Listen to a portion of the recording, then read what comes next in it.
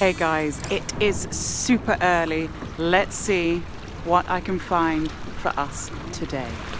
I've just spotted the end of a torpedo bottle here with a bit of a clue on, but this has washed out from the glass dump I often visit, which is now pretty much completely eroding away on the surface.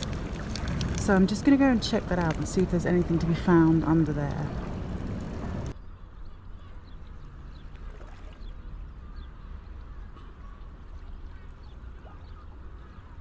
More torpedo bottle. And there you can see there's a little remnant of an S. Some more down here. Dry, that looks like. Pop that up there. There's another bit.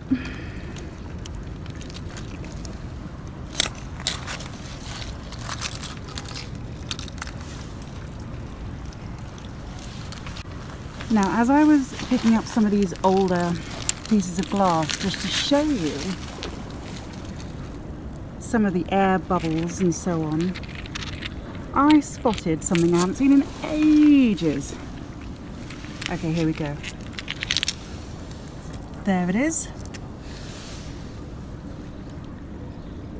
It's not just a normal marble, it's actually a cod bottle stopper. So that has come from a cod bottle, and it was used as part of the system, the method for closing the bottle and keeping its contents effervescent. The thing I find really interesting about these cod bottles is generally we think of them as a bottle from days gone by. We think of them as a historical find. But I know for sure that in India, cod bottles are still in use to this day. So that's quite an interesting thing, something we think of, and indeed it is a historic bottle, but they still are in use today. Right, let's see if I can fit these on. There we go.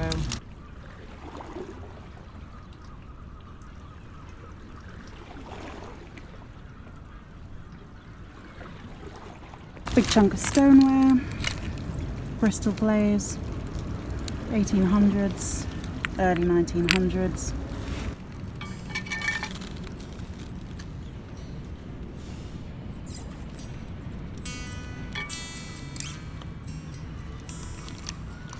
There's been a lot of movement over here, so let's have a quick look through.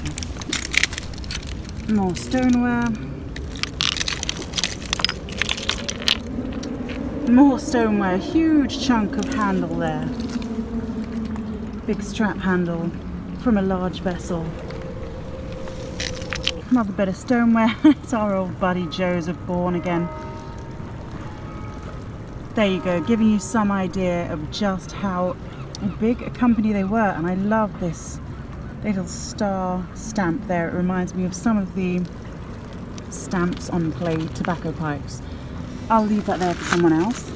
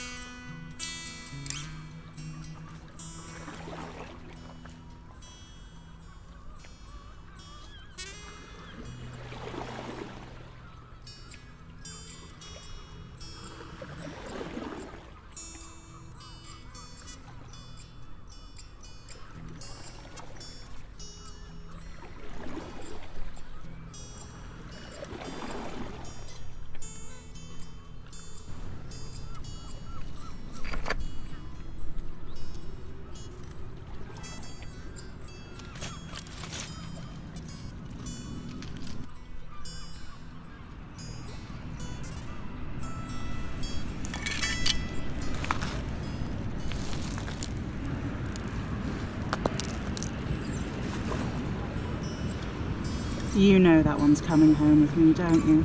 We both know it.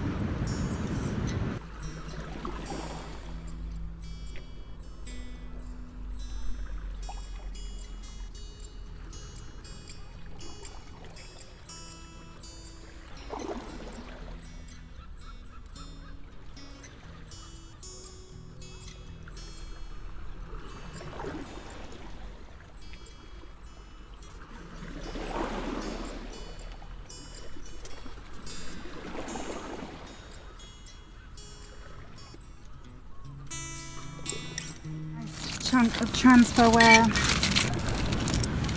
with some kind of floral pattern. There we go, that's lovely. Part of a plate, a side plate, perhaps. I think too big for a saucer, but maybe a little tea cake plate. Anyway, I'll leave that for someone else.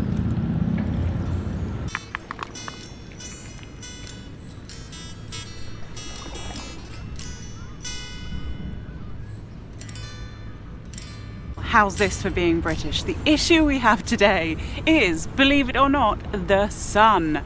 It's lovely to have a really sunny day, but when you're looking for stuff, it's really tricky. So I have got a technique. I've got the top techers to avoid the sun, and that really is, you just turn around, you point your bum to the sun, and it makes things easier. But still, I wouldn't be British if I wasn't complaining about the weather, whether it's too hot, too cold, too wet, whatever. Here we are. I think we've got a bit of a promising area, but it's a bit of a confusing one. So I just found this huge piece of waste metal, and when I just saw the corner poking out like that, I thought, oh, it's going to be something, it's going to be something. No, a piece of waste metal. There are some bits and pieces. I can spy a pin, so that is a good sign. And I mean, mud-wise, you know, this is great. But so far I haven't turned up anything significant. Alright guys, here it is. I don't know if you can see it. Oh god, I'm going to grab it. There.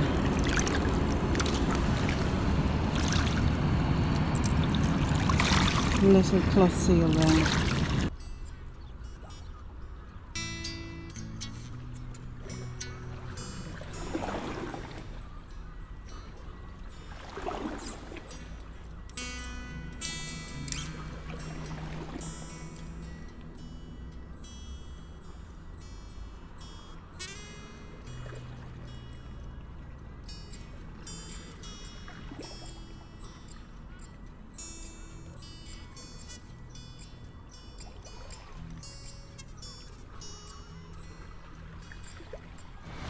Alright, I just wanted to show you this horsehair rope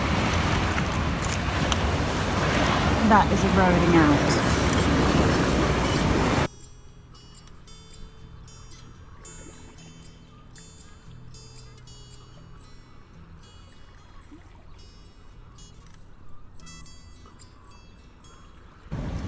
Now I've spotted something lurking just behind this rock. There we go. Lovely bit of stoneware. And it hasn't been glazed. It looks like the body of a vessel. A jug, maybe.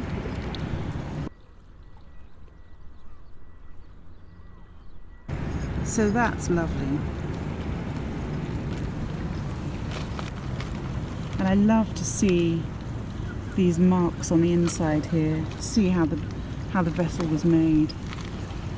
And you can see a very slight variation in colour there, where it hasn't fired at the same temperature consistently all the way through. Segeberg stoneware, 1350 to 1500. I just did something supremely annoying, and it's one of those things where I wish I could go back and undo it, but I can't. So it's not that big a deal, but it's annoying because these two lovely tourist chaps just shouted down, "What are you doing?" and all that kind of palaver. I think they were German, and so I started explaining stuff, and what I should have said, I said I found this lead seal and blah blah blah, really sort of niche stuff. What I should have said is, I found some lovely German stoneware. So yeah, assuming they're German, assuming they're ever going to see this thought is for you. I found some German stoneware. So I came over to this bit thinking, yeah, for sure we're going to have some coin action over here in the mud. Now I've moved this absolutely hefty piece of rock, this piece of stone, in a nice way, in a non-disruptive way. I've given it a bit of a swing. And what do we see? It's a coin. But dear subscribers, it's a modern coin and the curse continues. You've got to love a girl for trying though.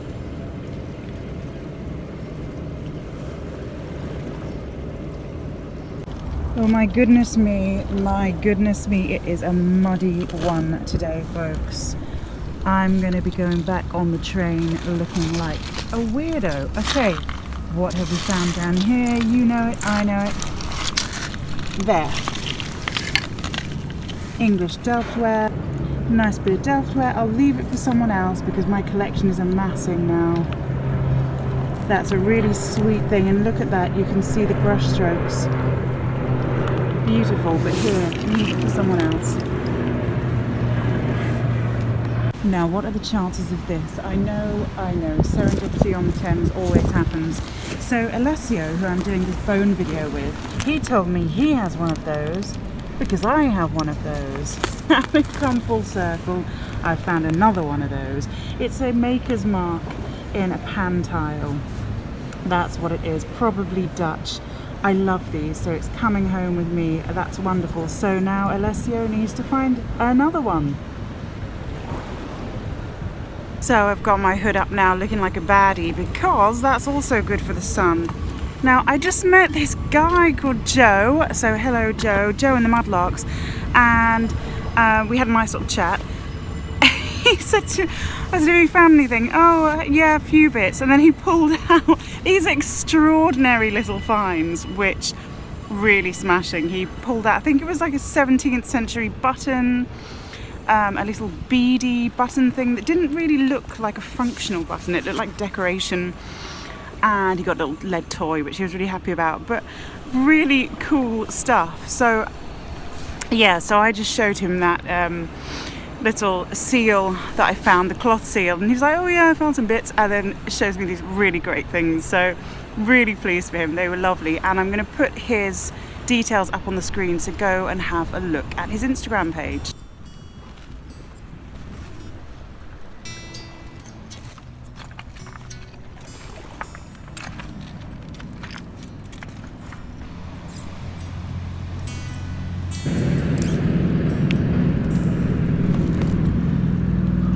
Nice bit of the old hardware there. There we go. One of my favourite finds still to this day. Bone with markings on the side.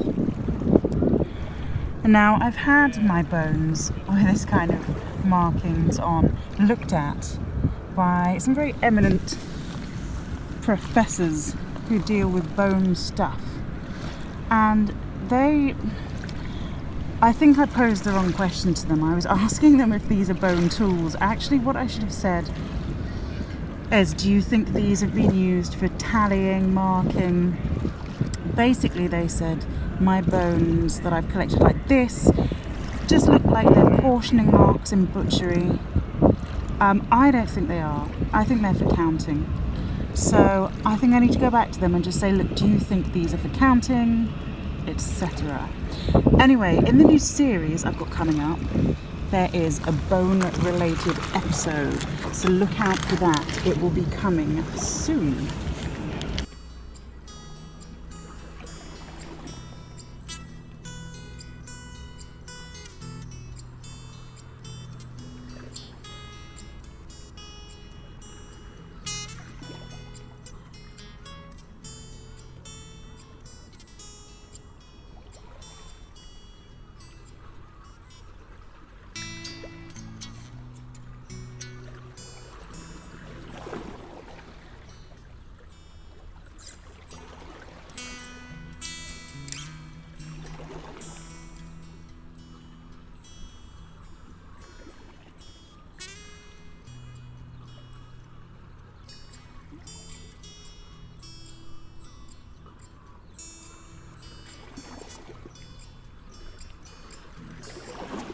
Okay guys, well as you can see it is still as sunny as ever. We've had a really nice day out here today. We've had a few good finds actually, and I am so pleased with that cloth seal. So nice to see other people having lots of bumper finds too. It's just really in the spirit of the thing. So alright, I will see you next time on Mudlarking with Old Father Thames.